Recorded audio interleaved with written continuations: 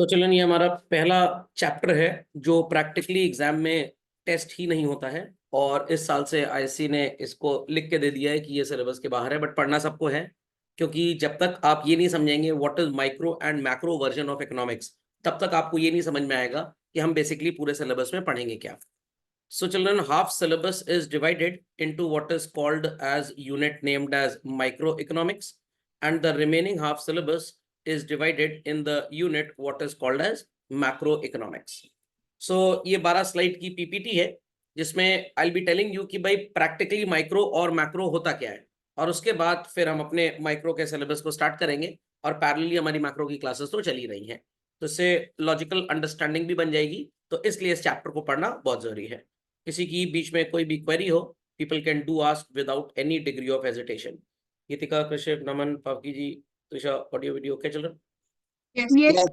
चलिए, तो अगर मैं बात करूं कि you are concerned only about your colony, कि आपकी कॉलोनी में इलेक्ट्रिक सप्लाई रिस्टोर हो गई कि नहीं, तो this is called as micro economic theory. But पूरे नेपाल को इंडिया से कितनी इलेक्ट्रिसिटी मिले ताकि सो कॉल्ड वहां पे भी जनजीवन ठीक ठाक चलता रहे, तो इस कंपैरिजन को आप क्या बोलेंगे? मैक्रो। सिमिलरली आपके स्कूल में क्लास 12th में how many students are there in different elective subjects like physical education, fashion studies, computer science, legal studies, and all that children. This is called as a microeconomics. UNESCO educational profile को upgrade करने के लिए African countries में क्या काम कर रहा है, कितना पैसा वो खर्च कर रहे हैं, कितनी फंडिंग कर रहे हैं कंट्रीज को, this would be called as macro. तो आपने घर में खाना खाया कि नहीं खाया, it is called as micro. और पूरे घर के लोग खाने में जनरली क्या पसंद करते हैं regularly, that is called as macro basically. तो micro is the individual version of studying the economic applications, and macro is basically the grouped version. तो हमारी मंथली एक्सपेंडिचर क्या है, दैट इज माइक्रो इकोनॉमिक्स। और गवर्नमेंट ऑफ इंडिया का public expenditure 2024-25 में कितना होने वाला है, that is called as macro. तो माइक्रो और मैक्रो को बस इसी तरह से हमको समझना है। सो aggregate, that is forming a total collected together from different sources, so called considered as a whole. तो ये एग्रीगेट शब्द मैक्रो इकोनॉमिक्स में बड़ा इंपॉर्टेंस रखता है, whereas माइक्रो इकोनॉमिक्स में ऐसा कोई शब्द होता ही नहीं है। तो अगर मैं कुछ एग्जांपल्स लूं, go to a business school, मतलब आप एमबीए कर लीजिए या जॉब ले लीजिए, तो ये आपके बारे में बात हो रही है, ये माइक्रो इकोनॉमिक्स हो गया। How many people are employed in the economy as a whole, this is called as macro economic study children. What determines the salary offered by Citibank to Mr. Raju, a new IIM MBA? सिर्फ राजू की बात की जा रही है यहाँ पे, तो this is called as microeconomics. What determines the overall salary level paid to workers in a given year? कि भाई साल भर में जो भी सैलरी हमको सारे वर्कर्स को देनी है, ये किन फैक्टर्स पे डिपेंडेंट होगी, this would be called as a macro economic question. तो ये दो बातें सबको क्लियर हो गई शायद। तो आई वांट कि आप अपनी एक अलग कॉपी बनाएं माइक्रो इकोनॉमिक्स की बच्चों, जो मैक्रो की बनी हुई है उसको मैक्रो की बनी रहने दें, और माइक्रो की एक न्यू कॉपी बना लीजिए। अगर अभी आपके पास न्यू कॉपी नहीं है तो कोई टेंशन की बात नहीं है, उसी कॉपी में लिख लीजिए, पेज टेयर करके दूसरी कॉपी में स्टिक कर लीजिएगा। Please copy this very quickly. So children, next, what determines the cost to university और college of offering a new course? मान लीजिए आपके स्कूल में एक सब्जेक्ट आता है बच्चों, legal studies. Good for those जिनको 5 ईयर एलएलबी कोर्स करना है, बट ऐसा नहीं कि लीगल स्टडीज नहीं पढ़ेंगे 12th में 11th में तो आप 5 ईयर एलएलबी कोर्स नहीं कर पाएंगे, ऐसा कुछ नहीं होगा। अब स्कूल को डिसाइड करना पड़ेगा कि भाई हमको इसके लिए एक क्लासरूम चाहिए, उसका इंफ्रास्ट्रक्चर का खर्चा, टीचर की हर महीने सैलरी पे करनी पड़ेगी, उसका खर्चा, परमानेंटली उस क्लासरूम के अंदर फर्नीचर चाहिए, उसका खर्चा, बिकॉज टीचर नया होगा जिसने so called bar council of India का बीए एलएलबी या सिंपली एलएलबी का कोर्स किया होगा, बट बच्चों को कैसे पढ़ाना, तो उसके लिए ट्रेनिंग होगी उस टीचर की, तो ट्रेनिंग प्रोग्राम पे उसको खर्च करना पड़ेगा। देयर आफ्टर इलेक्ट्रिसिटी के ऊपर खर्च करना पड़ेगा। तो some expenses are recurring in nature, but some expenses are to be spent only once. और हम बच्चों से कितनी फीस चार्ज करें कि स्कूल को कोई लॉस ना हो, अगेन ये एक पर्टिकुलर स्कूल की बात हो रही है, तो it is called as what, micro economic question. What government policies should be adopted to make it easier for गरीब बच्चों के लिए ताकि वो कॉलेज अटेंड कर पाए? तो हम किस सेक्टर ऑफ द सोसाइटी की बात कर रहे हैं चलन? ओनली लो इनकम ग्रुप, हम सबकी बात नहीं कर रहे हैं। तो again it is a micro economic question. What determines Hong Kong Shanghai banking corporation Allahabad city में अपनी एक ब्रांच ओपन करे? Again children, we are only talking about कि एक सिटी में वो अपनी ब्रांच ओपन करें, तो it is known as micro economics. And what determines the overall level of prices in the economy as a whole? कहने का मतलब कंट्री में अगर ओवरऑल गुड्स एंड सर्विसेज की डिमांड ज्यादा है और सप्लाई कम है तो country would suffer from inflation, और अगर सप्लाई बहुत ज्यादा है बट डिमांड है ही नहीं, country would suffer from deflation. तो here we are talking about whole country which is called as a macro economic question. क्या गवर्नमेंट पॉलिसीज बनाई जाएं ताकि कंट्री में फुल एम्प्लॉयमेंट हो, जो भी डिजर्व करता है जॉब वो खाली ना बैठे as such? This is again called as macro economic question. What determines the overall level of trade of goods and services and financial assets between India and rest of the world? तो हम बच्चों पूरे country की बात कर रहे हैं, individual state की बात नहीं कर रहे हैं। तो this is again called as what? A macro economic question. India की जगह उत्तर प्रदेश नहीं नहीं नहीं, अब इसमें मैं थोड़ा सा चेंज करूंगा। वंश जी का सवाल है ये, what determines the overall trade of goods and services, या trade in goods and services and financial assets between Uttar Pradesh and other states of the country? तो Uttar Pradesh and other states of the country में again country को ही macro बोलते हैं, उत्तर प्रदेश का जो perspective है वो माइक्रो ही रहेगा। समझ में आ गया? तो अगर आप इंडिया और सो कॉल्ड वर्ल्ड को कंपेयर करें बच्चों, तो इंडिया के बारे में जो भी आप पॉलिसीज बनाएंगे वो माइक्रो होंगी, और वर्ल्ड के बारे में जो आप कंपैरिजन करेंगे वो मैक्रो हो जाएगा। उत्तर प्रदेश को अगर आप कंपेयर करेंगे कि भाई यूपी का ग्रोथ क्या है और पूरे इंडिया की एवरेज ग्रोथ क्या है, तो growth factor of India is macro economics again, and UP का लेंगे तो it is called as micro economics. जब भी आप पढ़ेंगे दोनों को एक दूसरे के कंपैरिजन में ही पढ़ना है, इंडिविजुअली हम माइक्रो मैक्रो कभी कुछ भी नहीं बोल पाएंगे। तो मेरे घर का खर्चा क्या है, ऑब्वियस सी बात है माइक्रो की बात होगी, क्योंकि इससे छोटी आइडेंटिटी कुछ हो नहीं सकती। बट मेरा पर्सनल एक्सपेंस कितना है और मेरी फैमिली का पर्सनल एक्सपेंस कितना है, तो my personal expense would be called as micro and families personal expense would become what? Macro. So please copy these question children. जब आप अपने आंसर्स लिखेंगे, कभी भी आप माइक्रो मैक्रो के सो कॉल्ड इंटरडिपेंडेंसी की बात करेंगे तो ये टेक्स्ट आपको बहुत काम आएगा। और आपसे एग्जाम में डायरेक्ट क्वेश्चन तो इसके ऊपर नहीं पूछा जाएगा, बट आपसे सीयूटी में चीजें पूछी जा सकती हैं। फॉर एग्जाम्पल आपको एक क्वेश्चन दे देंगे, what could be named as the branch of economics if Microsoft and Council for Indian School Certificate Examination make plans for spreading so-called vocational education in India? तो भाई माइक्रोसॉफ्ट और IC board मिल गए और India के लिए कुछ अच्छा सोचना चाह रहे हैं with respect to the world. अगर with respect to the world लिख के आ गया तो मैक्रो हो जाएगा, और सिर्फ इंडिया की बात कर रहे हैं तो इट इज माइक्रो हो जाएगा।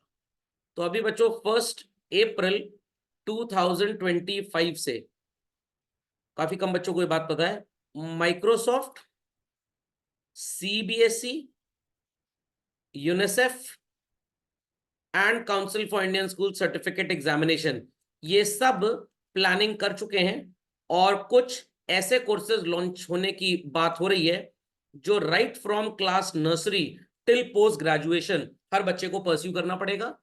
देर are more than 25 courses of such type जिससे बच्चों के अंदर स्किल डेवलपमेंट हो, ताकि वो कुछ स्टार्टअप वगैरह अपने ग्रेजुएशन तक पहुंचते तक प्लान आउट कर ले। अभी भी ऐसा होता है बट बहुत कम होता है। आईआईटीज में है, आईएम्स में है, कुछ एनआईटीज में, कुछ यूनिवर्सिटीज में है, मतलब you can say less than 1%। But हमारी गवर्नमेंट चाहती है कि हम पूरे इंडिया में इसको स्प्रेड करें, कि अगर हमारा 5th क्लास का बच्चा भी है तो उसके अंदर भी कोई स्किल डेवलप हो अलग टाइप की। तो इसके लिए काफी एफर्ट किए जा रहे हैं, और 25-30 कोर्सेज ऐसे बनाए गए हैं, और हर साल आपको कम से कम 2 ऐसे कोर्सेज पास करने पड़ेंगे। तो आप जब तक ग्रेजुएशन में पहुंचेंगे तब तक ये आपके ऊपर अप्लाई हो चुका होगा, because it has to be effected from April 2025 basically, अगले साल से। और पहले इसको इंडिया में लागू करेंगे, और फिर इसके बाद 5 कंट्रीज का नंबर है जहां पे इसको लागू किया जाएगा। उसमें काफी अपने अफ्रीका के गरीब देश और ऑल दैट भी हैं। तो ये हो गई मैक्रो इकोनॉमिक पॉलिसी, और सिर्फ इंडिया में उसका क्या एडवांटेज होगा, क्या बेनिफिट होगा, कैसे अप्लाई होगा, कैसे चलेगा, ये हो गया माइक्रो इकोनॉमिक क्वेश्चन।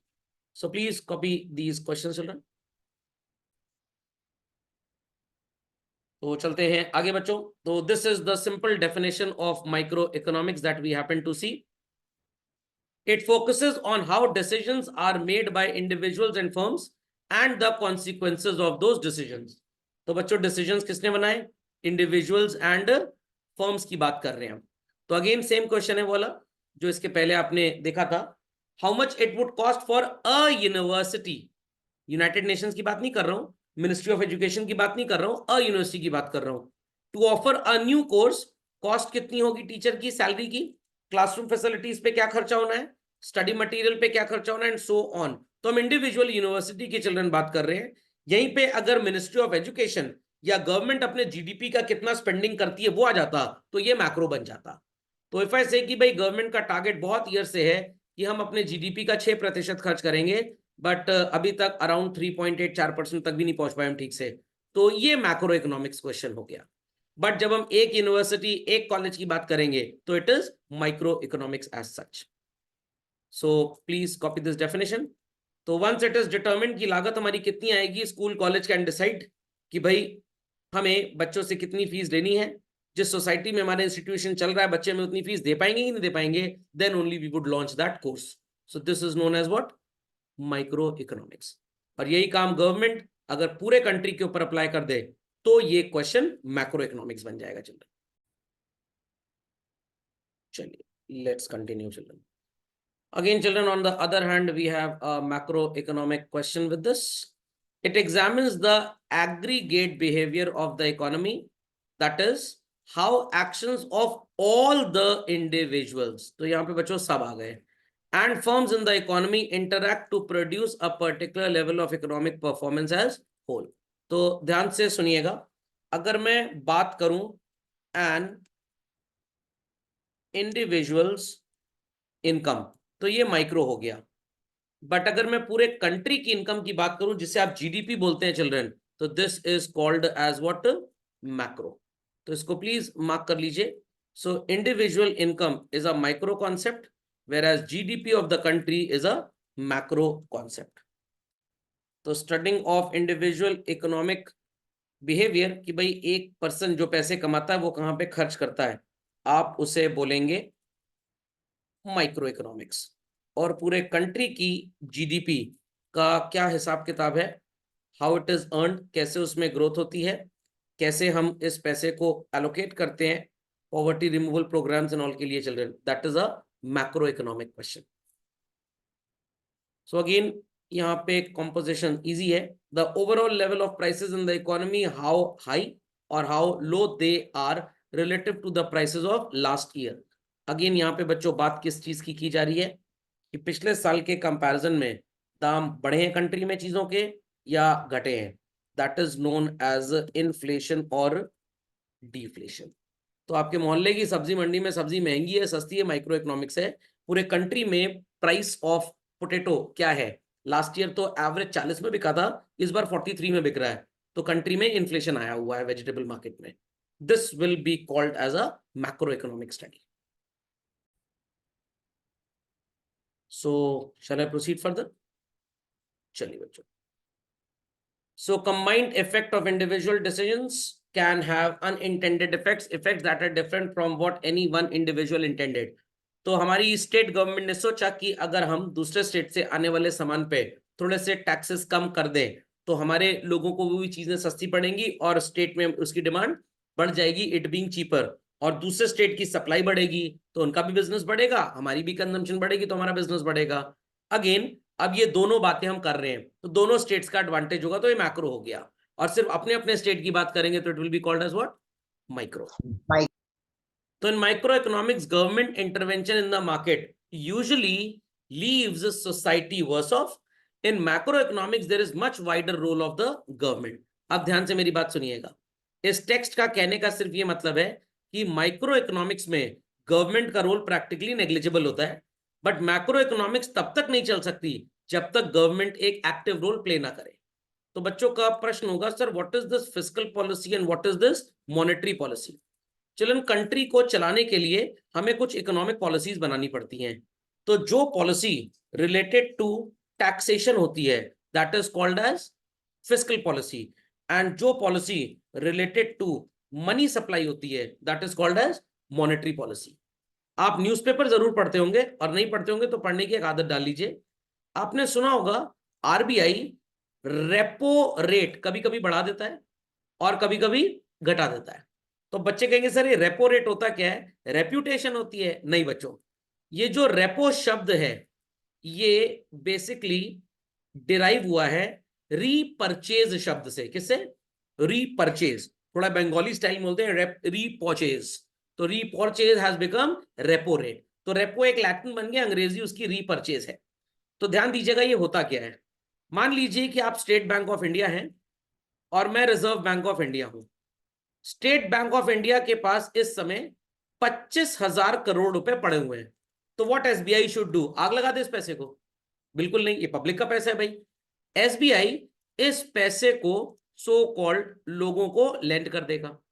लोगों को जब लेंड करेगा चिल्ड्रन, तो मार्केट में जो मनी की अवेलेबिलिटी होगी वो बढ़ जाएगी, बिकॉज लोगों के पास पैसा आएगा। और जब लोगों के पास पैसा आएगा चिल्ड्रन, तो लोग उसे खर्च करेंगे। तो वी कॉल इट एज की परचेजिंग पावर भी बढ़ जाएगी। जब लोग इस पैसे को खर्च करेंगे तो कंट्री में demand for goods and services would increase. और demand for goods and services जब बढ़ेगी और बाजार में जो सामान है वो बिकेगा। बट अगर बाजार में उतनी प्रोडक्ट की अवेलेबिलिटी है ही नहीं, मैं कस्टमर हूं, मैं पैसा लेके पहुंच गया क्योंकि मेरे को बैंक ने लोन दिया था, बट शॉपकीपर कह रहे हैं मेरे पास तो सामान ही नहीं है, तो it results into what in the market बच्चों? शॉर्टेज। और शॉर्टेज के केस में what will happen to the price? Price बढ़ जाएगा।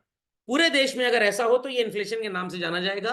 और अगर एक दो सेक्टर्स में, एक दो जगहों पे, एक दो प्लेसेस पे ऐसा हो तो इसे आप सिर्फ प्राइस इंक्रीज के नाम से जानेंगे।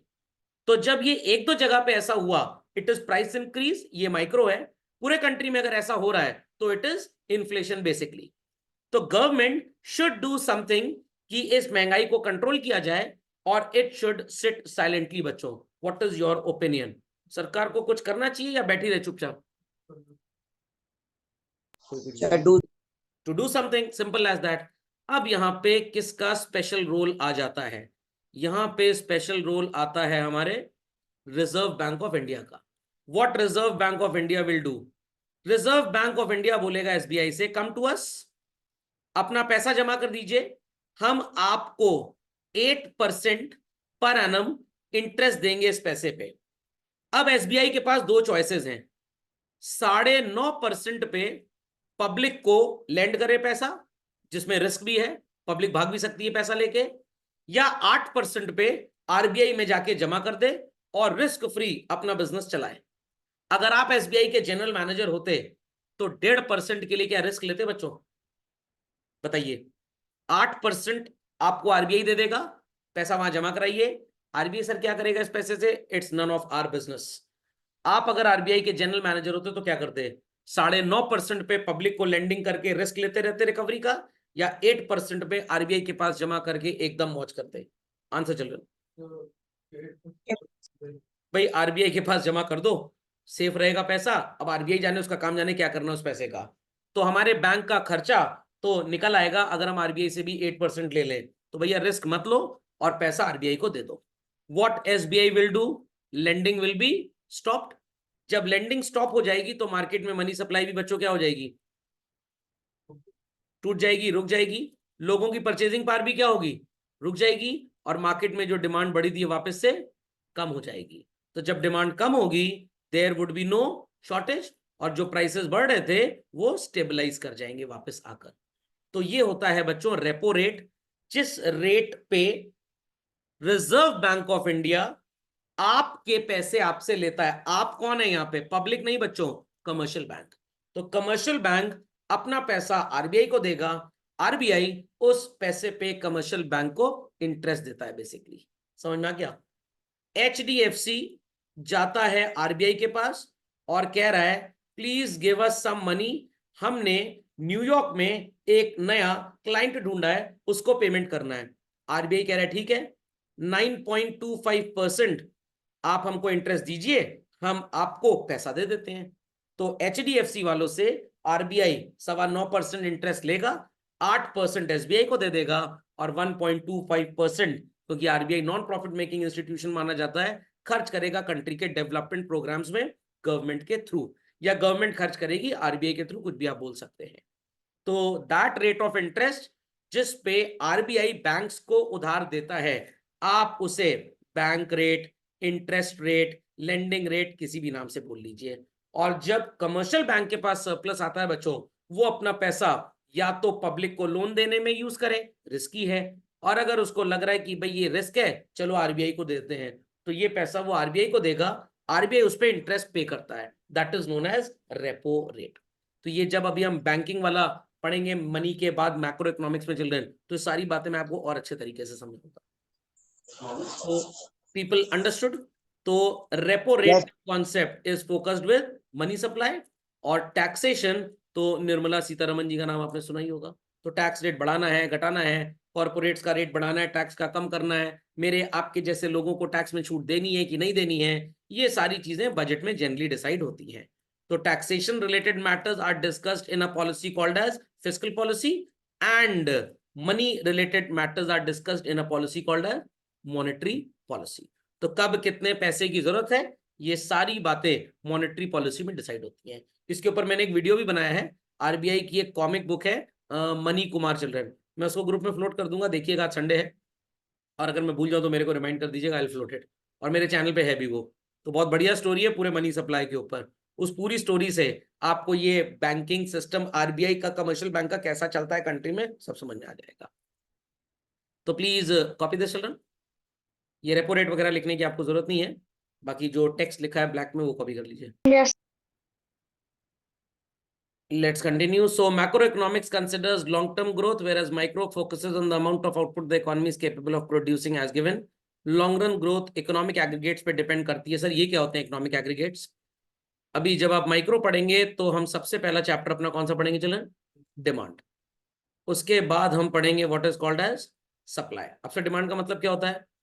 डिमांड का सिंपल सा मतलब होता है बायर की विलिंगनेस, और सप्लाई का सिंपल सा मतलब होता है सेलर की विलिंगनेस। बट अगर हम बात करते हैं बच्चों सो कॉल्ड मैक्रो इकोनॉमिक्स की, तो demand gets replaced with aggregate demand, and supply gets replaced with aggregate supply. तो अभी इस पे बिल्कुल ध्यान नहीं देना आपको, आपको मैं बस एक छोटा सा मीनिंग बता देता हूं, ताकि आपको ऐसा ना लगे कि ये स्लाइड बिना एक्सप्लेन हट गई। You are a student and you want a copy, समझ में आ गया?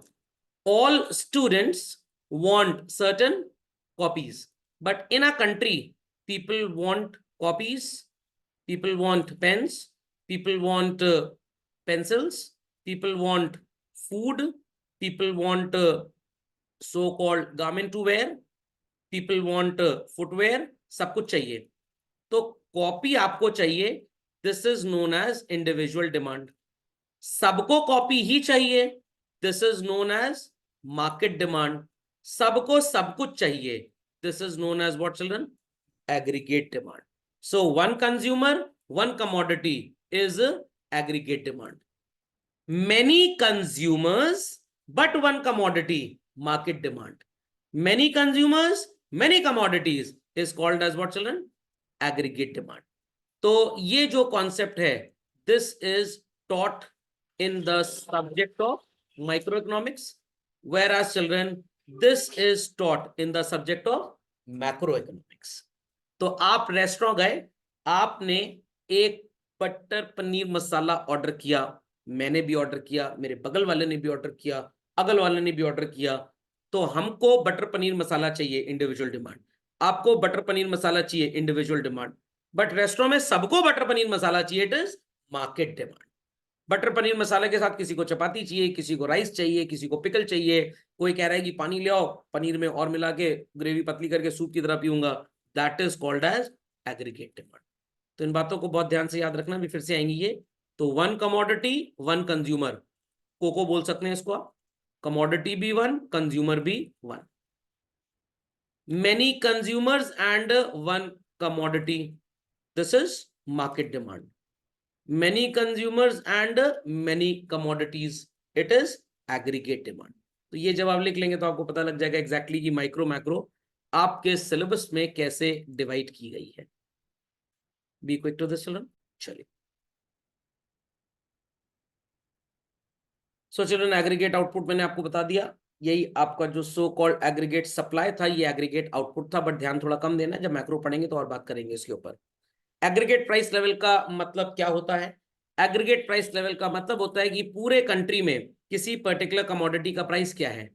तो मान लीजिए आपने एक television channel called as NDTV profit open किया और आपको बताया गया कि व्हीट का प्राइस जो इंडिया में है दैट इज अराउंड 18 रुपी पर केजी से 24 रुपी पर kg, but so called in the city of Lucknow if your nearby shopkeeper is selling wheat at a price of 19 rupee, तो इसका क्या मतलब है? This is called as micro, और ये जो इंफॉर्मेशन आपको मिल रही है children, this is called as what? Macro. Got it clear? तो इसको भी आप लिख लें तो आपको याद रहेगा definitely. Yes. So people understood this children. Microeconomics में behavior of the whole, sorry, macroeconomics में behavior of the whole economy is indeed greater than the sum of individual actions.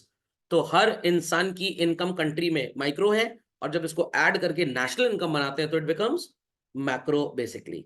तो जब हम मैक्रो इकोनॉमिक्स की बात करते हैं तो वहां पे गवर्नमेंट इंटरवेंशन ऑटोमेटिकली चलाता है। क्यों आता है? क्योंकि गवर्नमेंट अगर इंटरवीन नहीं करेगी तो देश को चलाना मुश्किल ही नहीं, नामुमकिन हो जाएगा बच्चों। So macroeconomics is the study of long-term growth. What factors lead to long-run growth of a country? Government in factors को कंट्रोल कर पाती है कि नहीं कर पाती, यही सब बातें आपको मैक्रो इकोनॉमिक्स में पढ़ाई जाएंगी।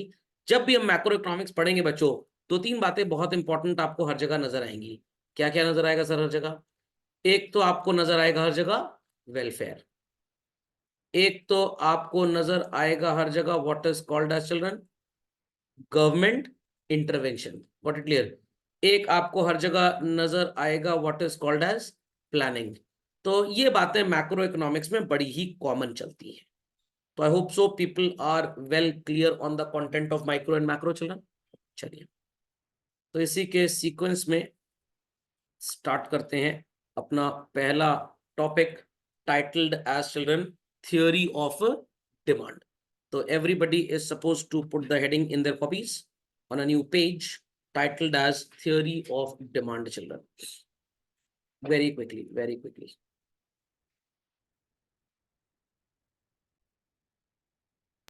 Yes. So children, everybody knows कि कोई भी चीज अगर लास्ट ईयर एक पर्टिकुलर प्राइस पे अवेलेबल थी, क्या इस साल वो उस प्राइस पे अवेलेबल होगी? Not at all. The price will definitely go up और द प्राइस में कम डाउन। फ्लक्चुएशन रहेगा ही रहेगा। तो इसका क्या रीजन है सर, क्यों फ्लक्चुएशन होता है? कभी कभी प्राइस बढ़ जाएगा बच्चों, और कभी कभी प्राइस मार्केट में घट भी जाएगा। तो बढ़ने और घटने के मल्टीपल रीजंस हो सकते हैं, मल्टीपल रीजंस हो सकते हैं।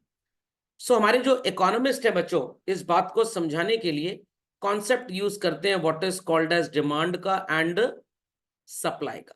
तो एक छोटा सा एग्जाम्पल यहाँ पे मैं आपके लूंगा एंड आई वांट कि आप इसको लिखें जरूर अपनी कॉपी में। सो इफ आई से कि मार्केट में हम खरीदने गए पोटैटोज बच्चों, हमारे जैसे ढेर सारे कस्टमर्स थे जो खरीदना कितना चाहते थे?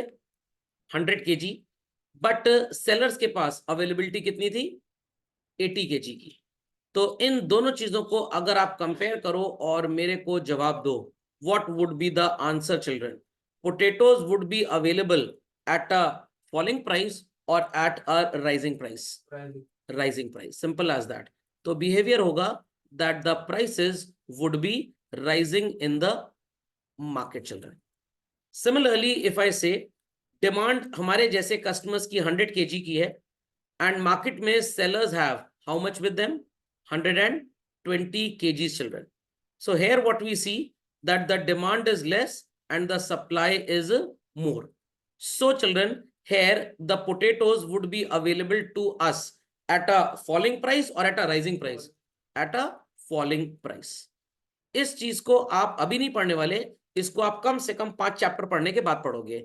इस कॉन्सेप्ट को इकोनॉमिक्स में बच्चों बोला जाता है market equilibrium. I repeat children, market equilibrium. But presently हमारा चैप्टर मार्केट इक्विलिब्रियम नहीं है, हमारा चैप्टर कौन सा है? Simply demand. तो डिमांड का लॉजिकल मीनिंग होता क्या है? कुछ बच्चे समझते हैं कि डिमांड का मतलब होता है going to the market, buying a commodity is called as demand. नहीं बच्चों, वो परचेज होता है। आई रिपीट, वो परचेज होता है। तो डिमांड का मतलब होता है, आप सब लिख लें इसको please, willingness of a oblique many consumer or consumers to buy a commodity. Consumer एक हो या ढेर सारे हो बच्चों, याद रखिएगा कमोडिटी एक होनी चाहिए. अगर कमोडिटी भी ढेर सारी हो गई, सॉरी, फिर वो डिमांड नहीं, फिर वो एग्रीगेट डिमांड होता है, फिर वो माइक्रो इकोनॉमिक्स नहीं, मैक्रो इकोनॉमिक्स होता है. तो willingness of a consumer to buy a commodity और willingness of many consumers to buy a commodity at a given price, a given period of time और काफी दूसरे फैक्टर्स बच्चों. तो simply speaking this is the meaning of demand children. तो आज गर्मी का मौसम है, आपको अगर बाजार में बच्चों कोल्ड कॉफी मिल जाए एट अ प्राइस ऑफ ₹10 और हॉट टी मिल जाए एट अ प्राइस ऑफ ₹10, तो cold coffee and hot T, और गर्मी का मौसम है सबको पता है, तो आप क्या लेना चाहेंगे? ये जो बच्चे कनेक्टेड है मेरे साथ ऑनलाइन, ये कह रहे हैं सर हमारा तो व्रत है संडे का आज. आंसर चिल्ड्रन, 10 रुपए में कोल्ड कॉफी भी है, 10 रुपए में हॉट टी भी है. What you would like to take? Common sense की बात है. बट अगर दिन होता 2 जनवरी का और टेम्परेचर होता लगभग 11 degree centigrade children, then you would be preferring what? Obvious सी बात है, कुछ तो कहेंगे सर कोल्ड कॉफी ही पियेंगे. कोल्ड कॉफी पियेंगे तब भी, ठंडी के टाइम में भी? गलत जवाब है. ठंडी के टाइम में क्या पियेंगे भाई? Hot coffee. Simple as that. या हॉट टी पी लेंगे फॉर एग्जांपल. चलिए टी छोड़ देते हैं, निकोटिन कंटेंट ज्यादा है, कॉफी में भी कुछ कम नहीं होता है. चलिए, तो ये बात सबको समझ में आ गई बच्चों. तो गर्मी के मौसम में आपकी चॉइसेस बदल जाएंगी, सर्दी के मौसम में आपकी चॉइसेस बदल जाएंगी. खोपड़े में बात गई चिल्ड्रन. तो कभी भी डिमांड का मतलब ये मत समझिएगा मार्केट गए कुछ सामान खरीद के ले आए. तो विलिंगनेस, आपकी खरीदने की चाहत कितनी है. जब आपने उसको खरीद लिया तो सर उसे क्या बोलते हैं? तब उसे कुछ और बोलते हैं. आई लेट यू नो क्या बोलते हैं, परेशान मत होइएगा. तो डिमांड शब्द का मतलब सबको क्लियर हो गया. तो प्लीज बच्चों झटपट इसको कॉपी कर लीजिए.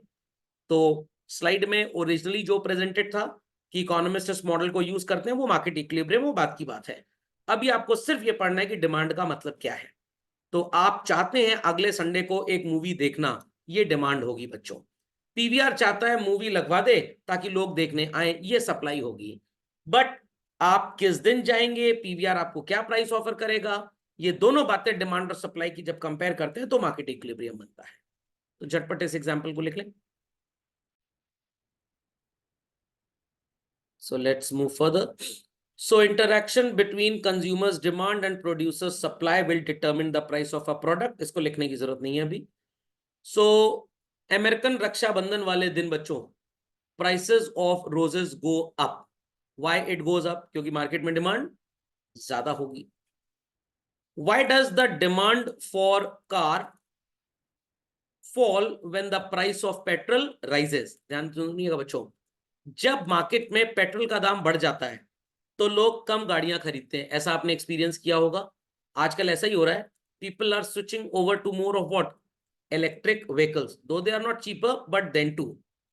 ये भी आपने सुना होगा कि why do the demand for juices increase when the price of coke rises? I repeat children, juice की डिमांड बढ़ गई कोको कोला महंगी होने की वजह से. तो इन सारे क्वेश्चन, अपॉर्चुनिटी नहीं मल्टीपल आंसर्स हैं कृष्ण जी. मैं तो सिर्फ क्वेश्चन कर रहा हूं और मैं इंट्रोड्यूस कर रहा हूं इस चैप्टर को. तो इन सारे सवालों के जवाब जानने के लिए बच्चों आपको सो कॉल्ड पढ़ना पड़ेगा इकोनॉमिक्स का एक concept which is called as what children? Demand basically. तो before we start with demand children, 4 बातों का ज्ञान आपके अंदर डाल देना चाहता हूं. कौन सी 4 बातें? नीड क्या होती है, वांट क्या होती है, डिजायर क्या होती है और डिमांड क्या होती है. बड़ा ही हेयरलाइन डिफरेंस होता है, बड़ी प्रॉब्लम होती है बच्चों को समझने में, तो बहुत ध्यान दीजिएगा. Please write down in your class for copies concept of need, desire, want and demand. तो डिमांड में बेसिकली ये सारी चीजें आ जाएंगी. Anything which is a necessity, जिसके बगैर आप सर्वाइव ही नहीं कर सकते, will be called as what children? Need. anything which gives you happiness is called as want. Anything which you can say is a luxury you may not be able to afford, but आपकी चाहत है, I repeat, आपकी चाहत है, it is known as what children? Desire. And many a times जो आपकी desire होती है बच्चों, वो unaffordable भी होती है. And what you want to buy at a given amount of price children is called as a demand.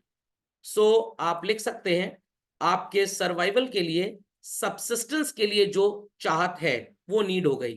That gives you happiness. ज्वार बाजरा मेज भी नहीं खाएंगे तो मर जाएंगे, नीड हो गया. मैकडॉनल्ड का बर्गर, पिज्जा हट का पिज्जा इज अ वांट. और दुबई जाके सिर्फ पिज्जा खा के चले आए, हो सकता है आपके पास पैसे भी ना हो जाने के, इट इज अ डिजायर. और किसी भी चीज में जब so called willingness to buy matched with the capacity to pay for the same हो जाती है, तो आप इसे बच्चों डिमांड बोल देते हैं. तो अगर मैं खाना नहीं खाऊंगा तो मर जाऊंगा, तो food can be called as what for me children? Answer awaited. Food can be, it's a need. But अगर मैं सो कॉल्ड ताज में जाके खाना खाना चाहूं तो मेरे को बड़ी खुशी मिलेगी, तो it may be my want.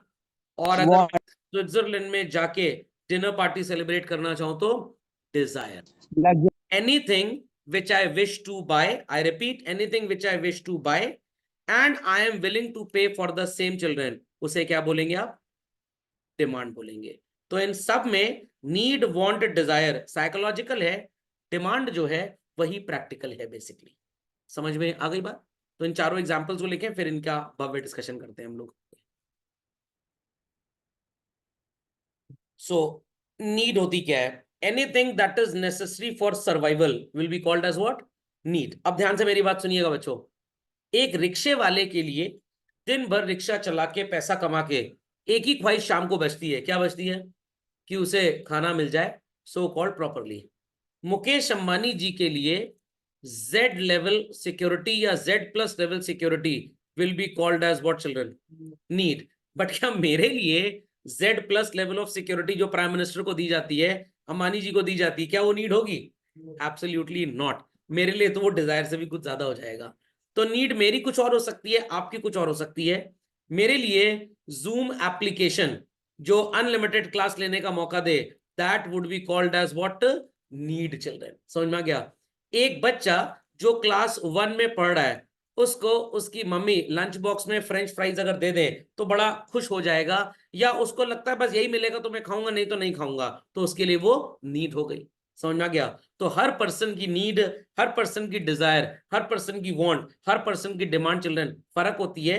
इसीलिए इसमें यूटिलिटी का कॉन्सेप्ट भी थोड़े दिन में आएगा. अभी like utility differs from person to person, वैसे demand, need, want, desire differs from person to person. मेरी नीड कुछ और है, आपकी नीड कुछ और है, आपके पापा मम्मी की नीड कुछ और है, आपके पड़ोसी की नीड कुछ और है. तो it can never be same as such. So anything that is necessary for survival. Sir मेरे पास खाना भी है, सर मेरे पास घर भी है, सर मेरे पास कपड़े भी हैं, सर मेरे को ना बहुत अच्छी इकोनॉमिक्स एक बुक बता दी जो मैं खरीद लूं और पढ़ लो. तो आपके लिए नीड क्या हो गई? एक बुक बेसिकली. ओके, सो झटपट इसको भी लिख लें. जहां पे आपने नीड लिखा बस वहीं पे इसको लिख लें. थिंग्स नेसेसरी फॉर सर्वाइवल, रोटी कपड़ा मकान आप बोल सकते हैं. Be quick children. So want क्या होती है? Anything that is going to give you happiness is called as what children? A want basically.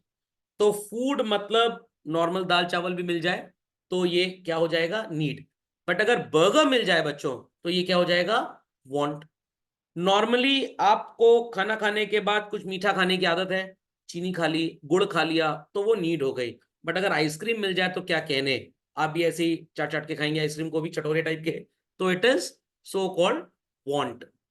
खाने में कुछ भी चलेगा सर, बट अगर पिज्जा मिल जाए तो बहुत अच्छी बात है, तो it is called as again children what? Want basically. समझ गए इस बात को? तो झटपट इसको भी कॉपी करें जरा. What is desire? Things we wish we could have may not be affordable. तो मुकेश अंबानी चाहते हैं बर्मिंघम पैलेस खरीदना, तो वो उनकी डिजायर होगी. मैं चाहता हूं एक 5 करोड़ रुपए का विला खरीदना, ये मेरी डिजायर होगी। आपके पापा चाहते हैं मुकेश अंबानी की कंपनी रिलायंस जियो को खरीदना, ये उनकी डिजायर होगी। आप चाहते हैं कि मर्सिडीज गाड़ी मिल जाए, उससे स्कूल जाए, ये आपकी डिजायर होगी। मम्मी चाहती है कि घर में एक बढ़िया सा मॉड्यूलर किचन बन जाए जो एलेक्सा वॉइस कमांड पे काम करे। जब बोले ओपन द डोर तो डोर ओपन हो जाए, जब बोले स्टार्ट द माइक्रोवेव अवन वो स्टार्ट हो जाए, ये मम्मी की डिजायर होगी। तो मेनी अ टाइम्स डिजायर हमारी नीड और वांट से कहीं ऊपर होती है। तो आप बोल सकते हैं सबसे बेसिक लेवल पे वी हैव नीड। इसमें अगर एलिमेंट ऑफ हैप्पीनेस जुड़ जाए बच्चों तो ये क्या बन जाता है, वांट बन जाता है। बट ऐसी वांट जिसमें कभी कभी अनएफोर्डेबिलिटी जुड़ जाए तो ये क्या बन जाती है बच्चों, डिजायर। और जब backed by the means of payment हो जाए तो ये क्या बन जाएगा, डिमांड। समझ में आ गया? नीड भी डिमांड बन सकती है, बट अगेन मैंने आपको क्या बोला, किसी भी चीज को बच्चों डिमांड होने के लिए backed by the means of payment होना जरूरी है। मैं रोटी खाना चाहता हूं बट मेरे पास पैसे नहीं है, it is my need, it may be my want, even it may be my desire, sorry it can not be my demand. समझ में आ गया? चाहत जो खुशी दे, हैप्पीनेस वर्ड याद रखना पड़ेगा आपको, वो आपकी वॉन्ट बन जाएगी। अगर वो आपकी अफोर्डेबिलिटी से भी ऊपर है तो वो डिजायर बन जाएगी। और जब backed by the means of payment आ गया, खरीदने की हैसियत मैच हो गई, आप बोल सकते हैं चाहत और औकात के मिलन को ही आप डिमांड बोलते हैं। मेरी चाहत है बर्मिंघम पैलेस खरीदना बट पैसे नहीं है मेरे पास, तो डिजायर हो गया। बट पैसे भी आ गए मेरे पास और मैं उस पैसे को पे करना चाहता हूं खरीदने के लिए, देन इट इज डिमांड। पैसे तो है मेरे पास एप्पल का लैपटॉप खरीदने के लिए बट मैं पे नहीं करना चाहता, sorry it is not called as demand. तो पे करने की विलिंगनेस भी होनी चाहिए, वो तभी होगी जब आपके पास वो मीन्स होंगे। पैसा नहीं है, 100 करोड़ की जायदाद खरीदनी है, पैसा नहीं है, हम खरीदना चाहते हैं, होगा पैसा तो हम पे भी कर देंगे, अरे ये कहां से डिमांड हो जाएगा भाई। तो backed by the means of payment के दो मतलब है, you should possess sufficient amount of money and you should be willing to pay for that. 10,000 रुपए लेके रेस्टोरेंट चले गए, बड़ी महंगी रोटी दे रहा है 250 रुपए की, चलो अब बाहर ठेले पे खाने वो 15 रुपए की मिलती है। तो आपके पास पैसे तो हैं बट आप खर्च नहीं करना चाहते हैं, नमस्कार, ये डिमांड नहीं होगा। समझ में आ गई बात? तो झटपट लिख लें बच्चों इसको, तो प्लीज राइट इट चिल्ड्रन। तो लग्जरी कार आप खरीदना चाहते हैं बट जेब में पैसे हैं नहीं आपके पास, तो ये सिंपली क्या है, आपकी डिजायर है। और इस फ्लो चार्ट को बना लीजिए, बड़े काम की चीज है। नीड से कैसे वांट होती है, वांट से कैसे डिजायर होती है, और डिजायर से कैसे डिमांड होती है। Let's proceed further. सो सबको समझ में आ गया बच्चों, desire sorry want demand desire क्या होती है? तो वांट और नीड को तो छोड़ देते हैं, डिजायर में प्लस कर दीजिए backed by the means of payment, तो क्या बन जाता है, डिमांड बन जाता है। तो चलिए कुछ एग्जांपल्स हैं यहाँ पे जो आपको समझ में आएंगे। चलन, ये इंसान कार खरीदना चाहता है बट इसके पास पैसे ही नहीं है, क्या ये डिमांड होगी चिल्ड्रन? नो, ये क्या होगी, सिर्फ और सिर्फ डिजायर। क्या होगी, सिर्फ डिजायर। मिस्टर वाई के पास पैसे तो हैं बट ये अकलमंद है मेरे और आपकी तरह, क्या फायदा कार खरीदने से, यूज पब्लिक ट्रांसपोर्ट भाई, इकोलॉजिकल एनवायरनमेंट भी सेव हो जाएगा और सो कॉल्ड हमारे पैसे भी बच जाएंगे। तो एबिलिटी तो है खरीदने की बट विलिंगनेस नहीं है, क्या ये डिमांड होगी? नो। आप कहेंगे सर फिर ये क्या होगा, ये कुछ नहीं होगा चिल्ड्रन, बट ये क्लियर है कि डिमांड नहीं है।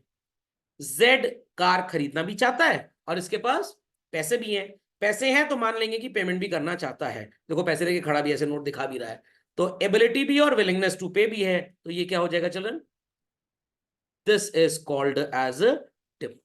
समझ में आ गए सारे फैक्टर्स? तो वेरी क्विकली झटपट इसको नोट डाउन करने बच्चों। So people understood the difference between demand and desire बच्चों, बहुत ही आसान है, बहुत ही आसान है। तो डिजायर का मतलब होता है willingness to get something without the ability to buy. तो मैंने अनअफोर्डेबिलिटी वाली जो बात बोली थी वही आ गई यहाँ पे। And what is demand? Desire of a person backed by the ability and willingness to pay. पैसे भी होने चाहिए और खर्च करने को आप रेडी भी हैं, पैसे हैं बट खर्च नहीं करना चाहते, sorry it is not demand. पैसे हैं and you are willing to spend also, तो आप बोल सकते हैं कि all demand is pre inclusive of what is called as children desire. बिना डिजायर के डिमांड नहीं हो सकती। बात समझ में आ गया? और दोनों में what is the common point children? Willingness यहां पे भी है और सो कॉल्ड वही चीज यहां पे भी आ गई है। अब ये मत बोलिएगा सर डिमांड में विलिंगनेस टू पे होता है और डिजायर में विलिंगनेस टू गेट होता है। ऐसा नहीं होता है। पूरी की पूरी डिजायर सो कॉल्ड कहीं ना कहीं चिल्ड्रन डिमांड है ही है। ये बात समझ में आ गई? तो बिना डिजायर के डिमांड हो ही नहीं सकती है। और इस पॉइंट पे कभी मत मैच करिएगा, आपका आंसर एकदम गलत हो जाएगा। विलिंगनेस टू पे तब आएगी जब पहले विलिंगनेस टू गेट आएगी। समझ में आ गया? तो desire is primary and demand is secondary. बिना डिजायर के there could be no demand. Okay, तो यहां है विलिंगनेस टू गेट, यहां पे भी है, प्लस विलिंगनेस टू पे। तो डिमांड में दो तरह की विलिंगनेस है, willingness to get something and willingness to pay something. Got it? So इन दोनों चीजों को नोट डाउन कर ले फास्ट। सो डिमांड का मतलब होता है बच्चों quantity of a commodity that consumer और consumers are willing and able to buy at a particular price during a given period of time. Time change होगा, आपकी डिमांड चेंज हो जाएगी। For example nursery KG prep, बचपन में आपको लगता था कि एक आर्ट एंड क्राफ्ट की बुक मिल जाए वही सबसे अच्छी है। अब आपको लगता है कि इकोनॉमिक्स की अच्छी बुक मिल जाए। 5 साल बाद आपको लगेगा एक बढ़िया बिजनेस कोई ऑफर मिल जाए, कोई जॉब मिल जाए। 50 साल बाद आपको लगेगा कि बस अब ऊपर चले जाएं सर के पास, सर तो जा ही चुके होंगे पहले ही। तो so called person to person, place to place, time to time demand keeps on changing. तो सर्दी में लगता है कि एक हॉट कॉफी मिल जाए तो अच्छा है, और गर्मी में लगता है कि कोल्ड कॉफी मिल जाए। तो दो बातें यहाँ पे again very very very important हमको नजर आती हैं। What is called as children period of time and price. कोई पर्टिकुलर चीज हो सकता है 10,000 रुपए में थी, बट आपको लग रहा है अरे बहुत महंगी है, इसको थोड़ा खरीदेंगे। बट जब बच्चों उसका प्राइस गिर के 7,000 आ जाता है, we are ready to buy that. तो what affected our buying intention? Price basically. Summer season चल रहा है, हमें पसंद आएगी कोल्ड कॉफी। विंटर सीजन चल रहा है, हमें पसंद आएगी हॉट कॉफी। तो कौन सा पर्सपेक्टिव लग गया यहाँ पे? टाइम पर्सपेक्टिव लग गया। तो टाइम एंड मनी दोनों के अकॉर्डिंगली हमारी डिमांड बच्चों चेंज होती रहती है। तो अगर आपसे कोई कहे गई भाई go and buy a Versace trouser, आप कहेंगे दिमाग खराब है क्या, 5,000 का ट्राउजर मैं क्यों खरीदूं? बट जब सेल में वो 1,000 का मिलेगा तब आपके लिए वो अच्छा हो जाएगा। तो what so called affected your demand was the price basically. So willingness to pay होना चाहिए और time and so called price के अकॉर्डिंगली बच्चों इट कीप्स ऑन चेंजिंग। तो विलिंगनेस टू पे है बट पैसा ही नहीं मेरी जेब में, sorry it is not demand. पैसे तो हैं बट मैं खर्च नहीं करना चाहता, sorry it is not demand. तो विलिंगनेस टू पे भी होना चाहिए और एबिलिटी टू पे भी होना चाहिए। प्लीज झटपट कॉपी दिस। चलिए, so children demand for Coke has been increased in the market. बाजार में कोको कोला जैसी कोल्ड ड्रिंक बहुत बिक रही है। आई वॉन्ट कम से कम हर बच्चा मेरे को एक रीजन इसका दे दे, एक कोई भी पॉइंट जो भी आपके मन में आ रहा है। सब कुछ सही होगा, गलत कुछ नहीं होगा। तो स्टार्ट करते हैं वंश जी से। बताइए वंश जी। वेदर इतना गर्म चलिए, वेदर बहुत गर्म है तो वंश जी कह रहे हैं सर कोल्ड ड्रिंक ठंडी बहुत अच्छा हमें बेनिफिट दे सकती है। Very good. Geetika what's your answer child? Geetika ji आपका क्या जवाब है? क्यों कोक की डिमांड कंट्री में या मार्केट में बढ़ रही है? I didn't get it child. Still no audio is there. चलो मैसेज कर दो मेरे को, I will see to it. Naman ji आपका क्या जवाब है? पावगी, त्रिषा, ऋषभ जी तो भाग गए लगता है कोक खरीदने के लिए। Naman what is your answer? Pavgi what is your answer? Trisha what is your answer? क्या रीजन है कि कोक की डिमांड बाजार में बढ़ गई? अरे इतना डिफिकल्ट क्वेश्चन थोड़ा पूछ लिया मैंने आपसे। प्राइस। चलिए very good. Trisha said it कि भाई हो सकता है कोक सस्ती हो गई, that's why people are willing to buy more. चलिए बाकी लोग जब तक सोचते हैं मैं अपने आंसर्स भी देता हूं। So price has fallen down, इसलिए people are preferring more of coke than Amul, lassi, chaas और पेप्सी। हो सकता है कि भाई पेप्सी महंगी हो गई, 20 रुपए की छोटी वाली 200 ml की बॉटल है, 250 ml जो भी है, और कोक 10 रुपीज की है, तो people are going for Coke not Pepsi. और हो सकता है कि पहले हमारी इनकम कम थी, हम अफोर्ड ही नहीं कर पाते थे, but now our income has gone up, तो हम कोल्ड ड्रिंक परचेज कर सकते हैं, इस वजह से डिमांड बढ़ गई। माइट बी पॉसिबल कि भाई जैसे वंश जी ने बोला था कि भाई समर सीजन है, गर्मी बहुत ज्यादा है, तो ठंडी कोल्ड ड्रिंक थोड़ी सी राहत दे सकती है। माइट बी पॉसिबल कि भाई हमें लग रहा है कि आज कोक 15 रुपीज की है, ये 1 वीक के बाद 20 रुपीज की हो जाएगी, तो आज सस्ते में खरीद के स्टॉक कर लो, अगले हफ्ते बर्थडे पार्टी भी है, गेस्ट आएंगे तो उनको हम ये पिला सकते हैं, सर्व कर सकते हैं।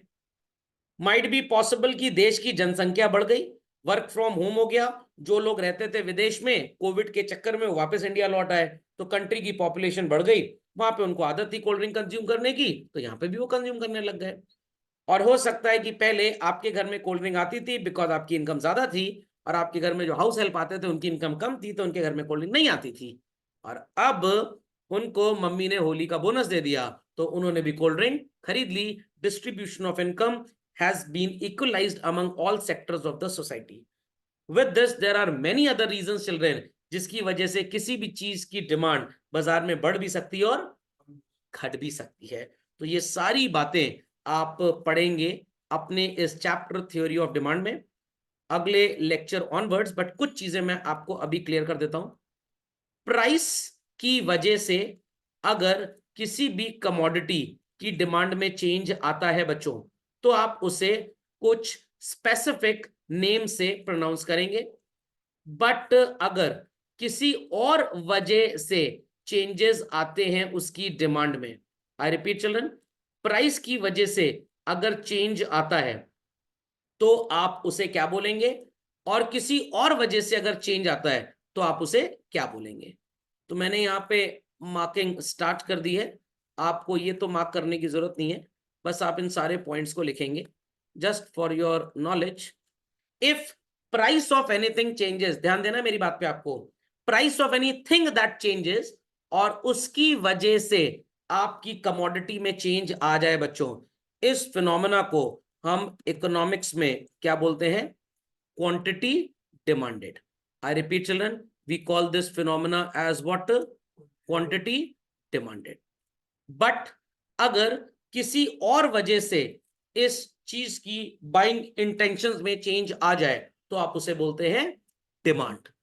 तो ये दो इंग्लिश के वर्ड्स हैं, देखने में एकदम एक जैसे लगते हैं, quantity demanded and demand, but फर्क है। आई रिपीट, दोनों में फर्क है बच्चों। प्राइस की वजह से अगर इंपैक्ट पड़ा तो क्वांटिटी डिमांडेड, किसी और वजह से इंपैक्ट पड़ा तो इट इज डिमांड। एक और आंसर मैं क्वेश्चन आपको बताने जा रहा हूं, बहुत मजेदार है। आपने पापा के लिए बर्थडे में एक गिफ्ट खरीदा, क्यों?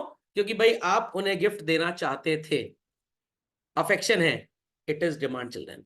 बट अपने दोस्त के लिए गिफ्ट खरीदा क्योंकि सस्ता हो गया था, सस्ते में मिल रहा था, नहीं तो आप ठेंगा ना खरीदते गिफ्ट उसके लिए, it is what, quantity demanded. समझ में आ गया? वेडिंग कार्ड खरीदे गए क्योंकि छोटे चाचा जी की शादी थी, सबको इनवाइट करना था, इट इज डिमांड।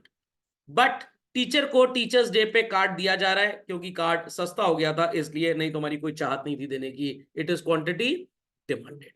मैंने इसलिए आईफोन खरीदा बिकॉज मेरे को वो सस्ते में मिल गया, इट इज क्वांटिटी डिमांडेड। आपके पापा ने आईफोन खरीदा सिक्योरिटी रीजंस की वजह से, क्योंकि सो कॉल्ड कुछ एप्लीकेशन आईफोन में ही चलते हैं, दूसरे फोन्स में नहीं चलते हैं, that is called as demand. आपने 1 लीटर जूस मार्केट से फ्रेश परचेज किया क्योंकि आपके घर में कुछ गेस्ट्स आ रहे थे, it is called as demand. क्योंकि पैकेट वाला जूस सस्ता मिल रहा था इसलिए अपने दोस्तों को बर्थडे पार्टी में सर्व करने के लिए आप खरीद के ले आए, it is called as what, quantity demanded. क्योंकि तनिष्क वाले गोल्ड में मेकिंग चार्जेस में 100% डिस्काउंट दे रहे हैं अगले 15 दिन के लिए, आपकी मम्मी ने ढेर सारी ज्वेलरी खरीद ली, it is called as what, quantity demanded. बगल वाली आंटी को जलाने के लिए, क्योंकि मम्मी को डिजाइन अच्छा लगा इसलिए ज्वेलरी खरीदी, price was not the factor, it is called as demand. मैंने लैपटॉप खरीदा एप्पल का क्योंकि सस्ता मिल रहा था, क्वांटिटी डिमांडेड। क्योंकि मेरे को बड़ा यूजर फ्रेंडली लगता है इसलिए मैंने खरीदा, तो it is called as demand. Zoom से अच्छा कोई एप्लीकेशन ही नहीं हो सकता ऑनलाइन क्लासेस के लिए, तो मैंने सब्सक्रिप्शन ले लिया, इट इज डिमांड। क्योंकि सस्ता था इसलिए ले लिया, तो इट इज क्वांटिटी डिमांडेड।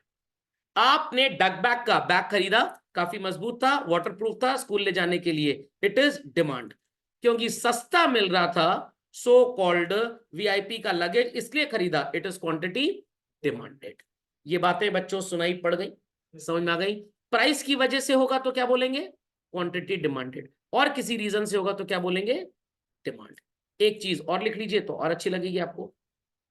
इस फिनोमेना को आप मूवमेंट जैसा टेक्स्ट डिक्टेट करते हुए पढ़ेंगे आने वाले टाइम में, और इस फिनोमेना को शिफ्ट जैसा टेक्स्ट सो कॉल्ड बोलते हुए पढ़ेंगे आगे चल के। थर्सडे को पीवीआर मूवी देखने में जा रहा हूं, क्योंकि ticket price has gone down, quantity demanded. क्योंकि मेरे फेवरेट एक्टर अमिताभ बच्चन की मूवी है, इसलिए मैं मूवी देखने जा रहा हूं, इट इज डिमांड।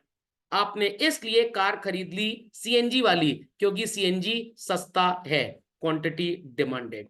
बट आपको वही कार पसंद आई क्योंकि ड्राइविंग एक्सपीरियंस बहुत बढ़िया है, तो it is demand as such. समझ गए बच्चों? तो इसी के साथ हमारी क्लास होती है आज की समाप्त। रिवीजन के लिए वीडियो एक बार फिर से देख लीजिएगा, लाइक कमेंट कर दीजिएगा।